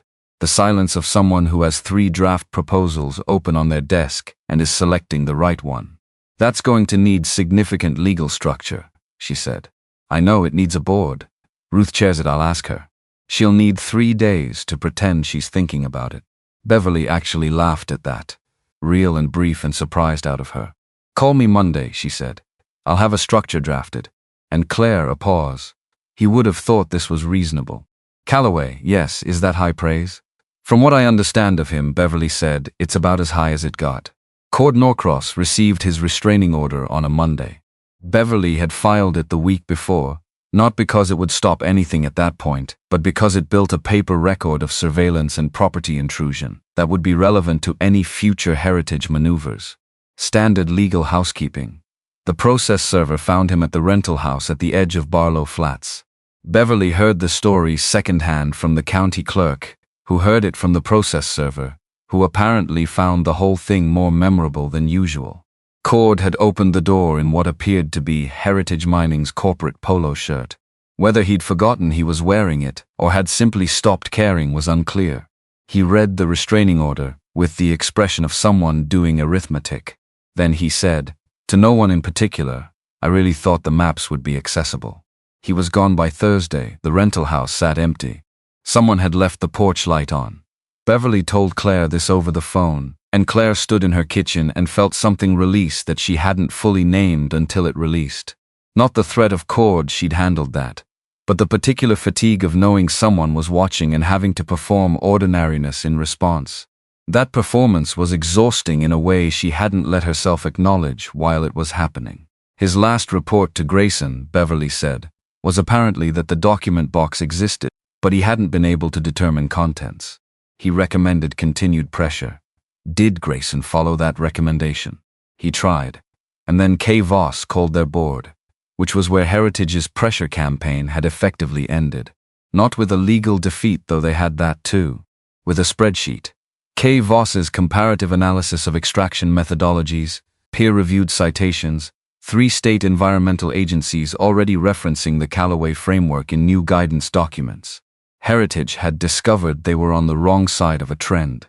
Corporate boards respond to trends the way they respond to very little else. They're not appealing, Beverly confirmed. They'll stay on their permitted parcels.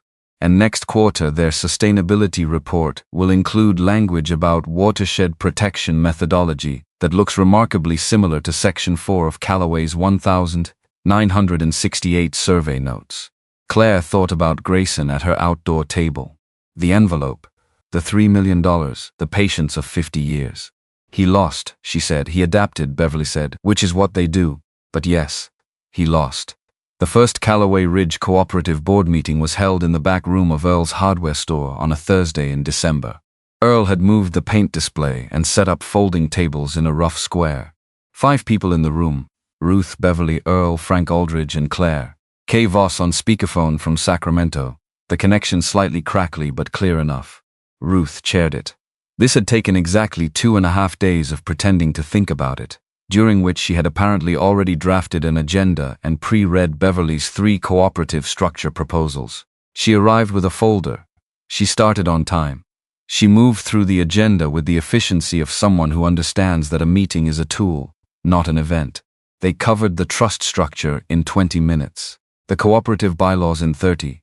Frank Aldridge presented his extraction assessment timeline: early spring, East Slope, 4 sites prioritized by yield and minimal surface disruption. He was thorough without being lengthy, which Claire had come to appreciate about him. The community distribution framework took the longest. Not because it was complicated, because Earl kept asking questions that sounded simple and weren't. The Alderman cousins, he said. Both? Branches, Ruth, and the Hargrove place. They've been on that water since 1891. Beverly included in Section 3 distributions. What about the Pelletier family? They don't own the land anymore, but they drew from that same drainage for 40 years before they sold. A pause around the table. Ruth looked at Claire. Claire thought about it. If they're still in the county, include them. Calloway was protecting people, not property records. Earl wrote something in his notebook. Nodded once.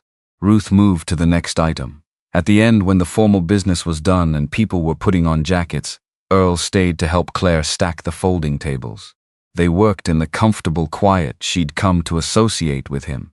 No pressure to fill it. My father would have liked this, Earl said, lifting a table section. What would he have said?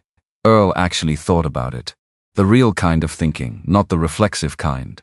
He would have said Calloway would have called it reasonable. He set the table against the wall, which from Calloway was about as high as praise got. Claire handed him the next table section. Beverly said the same thing this morning, she said. Earl looked at her. Beverly knew not exactly. A pause. She knew his case from the other side. Earl absorbed this without drama. Filed it the way he filed things into some internal system that would make sense of it later. People come around, he said. Sometimes it takes a while. He picked up the last table. You staying for the season, he said. It was casual. But it wasn't. I'm staying, she said. He nodded once, set the table in place. Good, he said, and went to reopen the paint display. Garrett's letter arrived on a Friday. Certified mail. Her name typed on the label with the particular formality of something that had been thought about. Not a legal motion. Not attorney letterhead in the formal sense. His own stationery, she recognized it. The cream-colored stock he'd used for personal correspondence since she'd known him. He wanted to meet. No attorneys, he had something he needed to say. She read it standing at the mailbox. Her first reaction, before she could shape it into anything more considered, was tiredness. The specific, deep tiredness of being in relationship with someone who moves on his own schedule. Who decides when a conversation is ready based on when he's ready? Who had spent 3 years not calling and then filed a legal motion that cost her weeks of sleep and legal fees she hadn't had, and now wanted to meet because he had something to say. She stood at the mailbox for a long moment. She thought about burning the letter. Not seriously, but the thought crossed her mind and she noted it and set it aside. She took 3 days, then she wrote back her terms. Her ground, the cabin on a Wednesday at 10 in the morning. She chose 10 because it was daylight and work hours and entirely undramatic. Not dinner, which would have implied something. Not coffee in town, which would have been neutral in a way that felt like concession. The cabin, where she lived, where she'd built something. On her time. Garrett arrived at 10:02 in a car she didn't recognize. Newer than anything he'd driven when they were married. He got out slowly. He was dressed practically jeans, a worn canvas jacket, work boots that had actually seen some work. She noted this without commenting on it. He'd thought about what to wear. He'd decided that performing anything was the wrong choice, which was, she supposed, a kind of progress. She was standing on the porch. He walked up and stopped at the base of the steps. He looked at the cabin, the repaired roofline, the new porch posts. The window boxes she'd built in October and planted with herbs that could handle Northern California winters if you chose right. He didn't say anything about it. He just looked. And in the looking she could see him doing the math, the hours, the materials, the skill required. He said nothing, which was better than saying something. Do you want to come in, she said. He followed her inside. She put the kettle on. He sat at the table, Calloway's table, refinished in October, the grain clean and dark under the tung oil. He looked at the maps Beverly had helped her frame on the north wall. Calloway's journal on the shelf. The metal box on the kitchen counter, empty now, its contents properly archived with Beverly's office. He looked at all of it. She set a mug in front of him. She sat across the table and waited, because she was done filling silence that wasn't hers to fill. She'd spent 11 years filling that particular silence, and she was not going to spend one more minute of her life doing it. Garrett looked at the mug, then at her. Grayson contacted me, he said, before the auction. She didn't move 3 months before. He'd found a record of the property in some files from when we were looking at land together years ago, before everything. He said the property might have geological significance. He asked if you'd ever mentioned it, if you'd expressed interest. He paused. I told him I didn't know anything about it, which was true. Another pause, shorter, harder, and then he told me it might be worth significant money, and I didn't mention it to you. The kettle was making a sound in the background, small and getting bigger. Why not, she said. He looked at his hands, then back at her. Not a way that was different from how he used to handle things. He used to look away. I told myself I was protecting you from a dead end, that it was probably nothing, that there was no point in getting your hopes up about some property that might not amount to anything. He paused. That's not the whole reason. I know, he looked at the table. If it turned out to be something, and you got it, it would have been yours, not ours. Yours. He was quiet for a moment. I spent a lot of years being the person in our marriage who had the plans, the vision, the next thing. And you were the one who made things work, who fixed what I'd miscalculated, who kept us solvent when I had my head somewhere else entirely. His voice stayed even, factual. The voice of someone who has had this conversation with himself enough times that the shame has become just information. You were better at the practical world than I was. I let you believe that was a flaw. The kettle came to a boil. She got up, poured water into her mug, left his to steep. She stood at the counter for a moment with her back to him. She thought about what it takes to say a thing like that.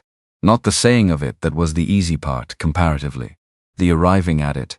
The weeks or months of sitting with yourself, in the particular discomfort of seeing yourself clearly and not being able to construct a story that makes you the reasonable one. She'd done that work herself. After the marriage.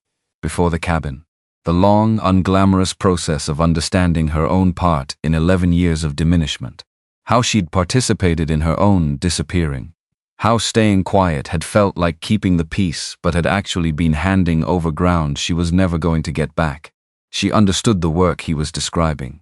She turned around. You filed the motion, she said. Yes. Grayson approached you again. After I heard what you'd found. There was talk in town. I still have contacts in Sacramento. He came back with a different offer. Information about the potential value of the claim if it succeeded. And he stopped, and money. A finder's fee. If the motion created enough disruption that you settled. He met her eyes. I told myself the timing of the purchase was genuinely ambiguous. That I was exploring a legitimate legal option. You knew what you were doing. He didn't look away. I knew what I was doing. The cabin was very quiet. Outside, somewhere in the trees above the creek, a bird called once and went silent. She sat back down across from him. She'd thought about this moment. Not obsessively, she had too much actual work for obsession, but she'd thought about it. What she'd feel.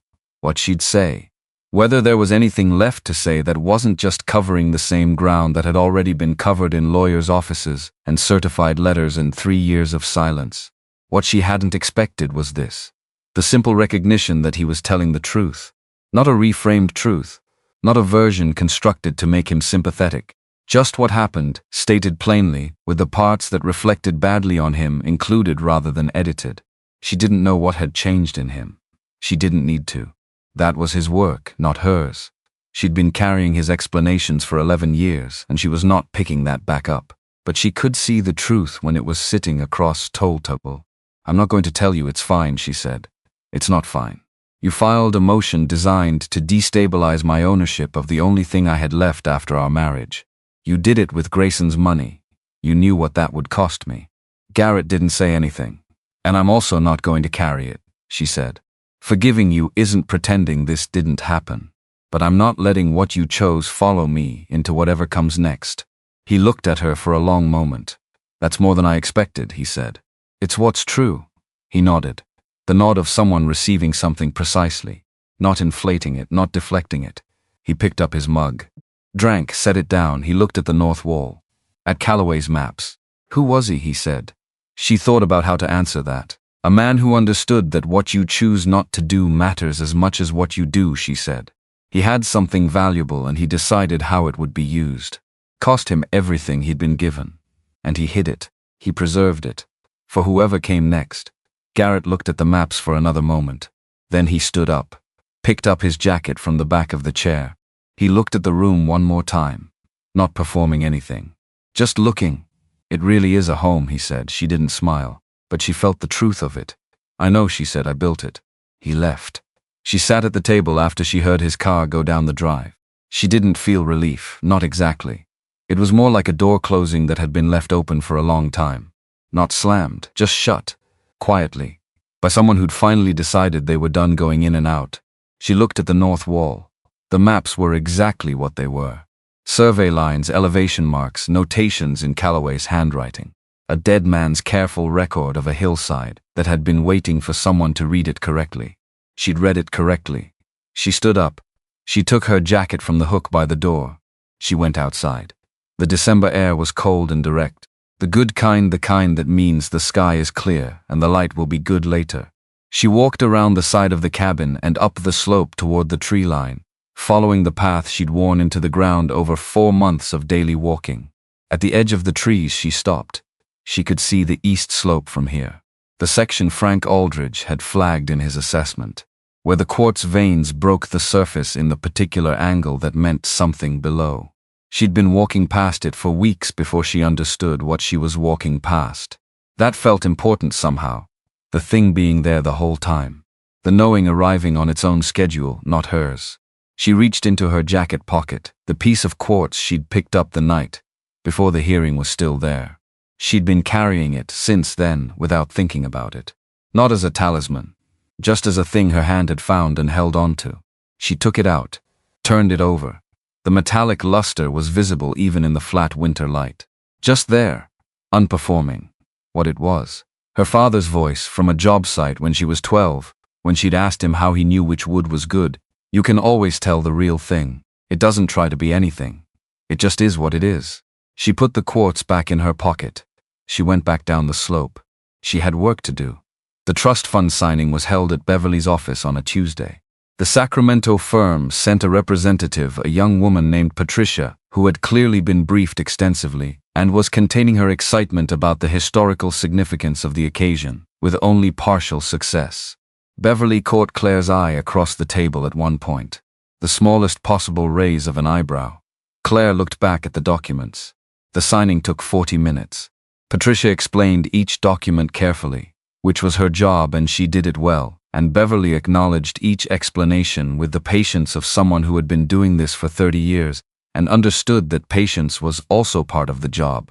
When it was done, Patricia shook hands with both of them and left with her briefcase and her barely contained sense of occasion. Beverly stacked the completed documents, folder done. Spring, she said. Frank starts in March, preliminary results by June. And the community fund. First distributions by end of year, if extraction tracks to projection. Beverly put the folder in her bag. Ruth has already started talking to the Alderman cousins. Both branches, apparently. Corinne Alderman drove up from Fresno last weekend. Claire thought about Ruth having that conversation. The particular efficiency of it. Beverly, she said. Beverly looked up. What you said when I first walked into your office. We work with what you do have. A pause. That's what you've been doing since 1968. Even when you didn't know that's what you were doing. Beverly looked at her for a moment. Something in her expression did something that wasn't planned. Settled. The way something settles when it's been held at a slight tension for a long time and is finally allowed to just be where it is. I typed 3 letters, she said. That's not the same thing. No, Claire said. But everything after it was. Beverly held her gaze for a moment. Then she said, thank you simply. No qualification. No deflection. She picked up her bag. I said no retainer, she said. I didn't say free. She walked out. Claire sat in the office for a moment after the door closed. The December light came through Beverly's window at the low angle it always had this time of year, landing on the edge of the desk in a strip of gold. Then she stood up and put on her jacket and drove home. The last snow came in February. Not unusual for the ridge, the season had been dry and then gave one real storm in the final weeks, the kind of ending that feels like punctuation. 6 inches overnight. She woke to the silence of it, which wasn't silence but a different kind of sound. Close, considered. She made coffee. She put on her jacket and her boots and went out to the porch. The ridge was white, clean and complete. The pines were carrying it on every branch, bending slightly but holding. The sky was the particular blue that only exists after snow in clean air, sharp, exact, with no ambiguity in it at all. She stood with her coffee and looked. She thought about the spring. Frank's equipment arriving for the extraction assessment. The cooperative's second board meeting, which Ruth had already scheduled. Beverly's filing for the secondary claim on Section 3, which she'd quietly been preparing for 2 months. Kay Voss calling last week about a county in Oregon asking questions. Earl's cousin's daughter moved back from Portland, asking about the water monitoring team. Ruth's weekly Thursday appearances, which had shifted imperceptibly from dropping off supplies to simply showing up, the way people show up when they've decided somewhere is worth showing up to. She thought about Corinne Alderman, who'd driven up from Fresno to meet with Ruth, about Section 3 distributions.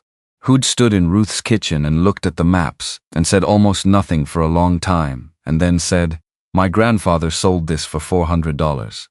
He thought he didn't have a choice. He hadn't had a choice, but someone had made sure the drainage stayed clean anyway.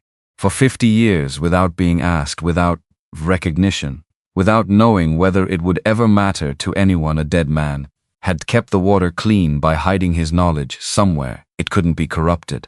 Claire drank her coffee. She went back inside. She went to the shelf and took down the wooden ruler. Calloway's measuring tool.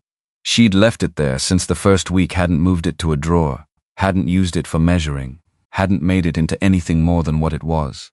Just left it on the shelf where she could see it. She unfolded it now. All the way, it extended to its full length in her hands. 3 feet of hardwood and brass fittings, still accurate, still true. She held it for a moment. She thought about her father. The way he could read a room in 30 seconds. The way he'd run his palm along a surface and tell you before he'd checked the level whether it was right. He'd had a word for things that were built properly. He'd say it'll hold, not it looks good, not it seems solid. It'll hold. She ran her thumb along the ruler's edge. The wood was smooth from 50 years of use before she found it. Somebody else's hands had done that, had used this to measure things that mattered, and then sealed it in a box for someone they'd never meet. She thought about all the things you inherit without knowing you're inheriting them. The patience, the eye, the ability to knock on something and listen to what it says back. Her father had given her those. Calloway had given her the ground to use them on. Neither of them would ever know what they'd made possible. She folded the ruler back, section by section, until it was compact and portable again. She took Calloway's journal from the shelf. She'd read it through so many times she knew its rhythms. The pages that were thinking, and the pages that were recording. The margins where he'd come back and added something he hadn't finished the first time. She opened to the inside back cover. She'd written there once already. November 2018. Claim 31C approved, the cooperative established. Her handwriting next to the end of his. She looked at it for a moment. Then she picked up the pen from the table and wrote below that entry, smaller. February 2019, first snow. The east slope is ready. The downstream families are in Section 3. Corinne Alderman drove up from Fresno. It's holding. She capped the pen. She put the journal back on the shelf. She went to the window. The snow was still coming down outside, soft and steady. The kind of snow that knows where it's going and goes there without drama. The creek was audible from here, even through the glass lower than usual because of the cold. But there, present, she'd bought a worthless pile of rotting timber. That's what the room had thought. When she'd walked to the registration desk with her 50 cents and her dead grandmother's cardigan, and the particular steadiness of someone who had nothing left to lose, and had therefore become, without quite planning it, unafraid. She wasn't starting over. She'd understood that for a while now, since sometime around October. When the roof was done and the wall was insulated and the gate latch worked, and the cabin smelled like wood smoke and tung oil and the cold, clean air that came off the ridge every morning, she wasn't starting over. She was starting from somewhere, which is different. Starting over means the past didn't count. Starting from somewhere means it counted enough to stand on. She turned from the window. She picked up her work gloves from the table. She had a north wall to finish before the temperature dropped again. She went to work.